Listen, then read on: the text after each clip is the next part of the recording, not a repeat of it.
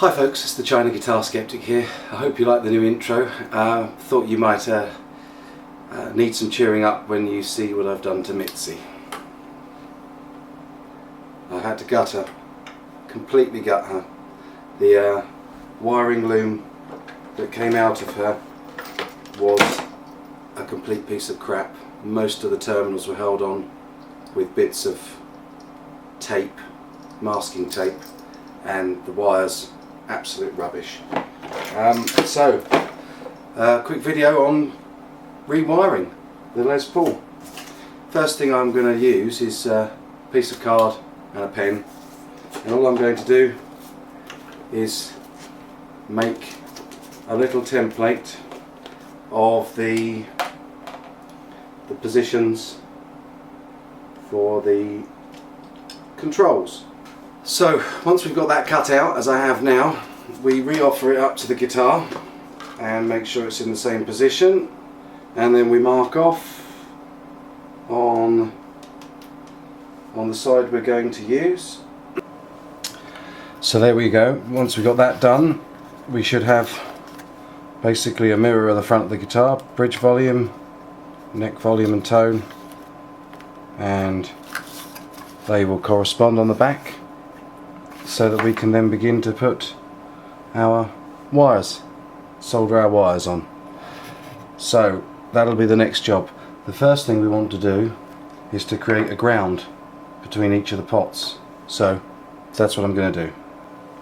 Before you start soldering, it's always worthwhile just cleaning off the tip of your iron and re-tinning it, just so that you know you've got a nice fresh iron to work with. So just while this is heating up, I'm just using a steel brush just to brush off all this excess solder from the last job I did.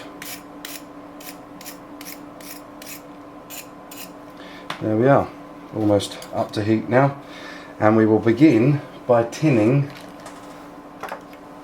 the piece of metal that's going to go between each to create the earth loop. Always good to have a set of pliers to hold this and a stand like mine, and then you can introduce everything you need to the tip of the soldering iron, and makes life an awful lot easier when you're burning yourself. So we'll get on with tinning that.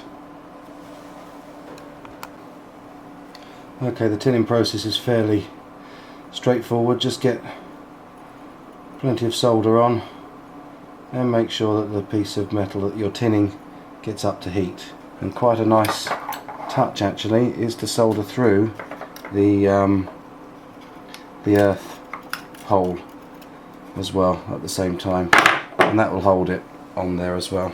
So there we are,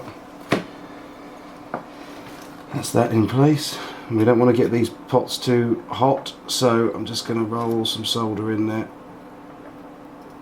and get that all soldered in. There we go. That's the first cable on, the first connection, and that connection is good and solid, if you can see that. Nice solid solder joint through onto the pot and the earth connection, and we make our way around now, fiddling this about so as not to touch or short it out on any of the other terminals, and we'll work our way right the way round to the bridge volume pot. So I'll do that, and again I'm just going to finish up with the last one going through the earth connection on the final pot there, on the bridge volume pot. So again, being careful not to spend too much time with the... Now some folks do this by memory, but I like to have an aid to memoir of the wiring diagram, so it's always worth just drawing that out for yourself.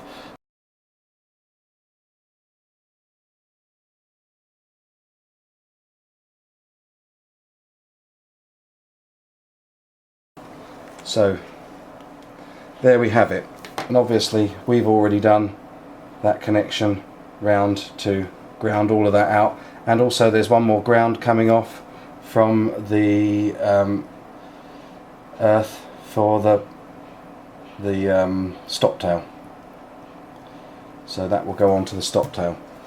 So there it is, that's what we're going to do. So the next job is to wire up the switch. Now before we get down to putting the electronics back in the guitar, I like to use just standard bacofoil and some tacky PVA glue just to fill these cavities and to basically create a Tesla cage inside here, so it's a shielding to go in. So we'll get on and do that, and literally all I'm going to do is take off bits of tin foil, as we call it over here in the UK, and I'm going to glue it all inside and all around the cavity using PVA.